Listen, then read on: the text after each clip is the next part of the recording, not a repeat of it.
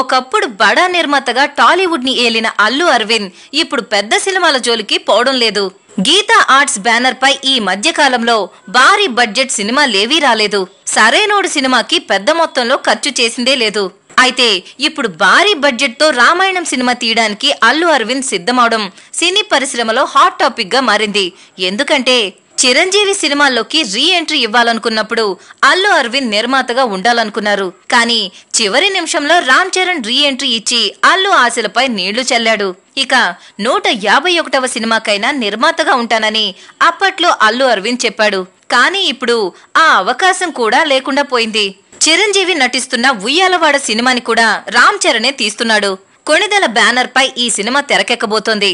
అంతేకాదు బడా నిర్మాణ సంస్థ లైకాతో కలిసి భారీ బడ్జెట్ తో ఈ సినిమా తీయబోతున్నారట.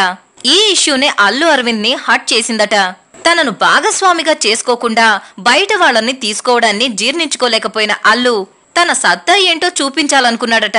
అందుకే 500 కోట్ల బడ్జెట్ తో హిందీలో కూడా రామాయణం సినిమాను తీయాలని నిర్ణయించుకున్నాడని సినీ నగర్ లో గుసగుసలు వినిపిస్తున్నాయి.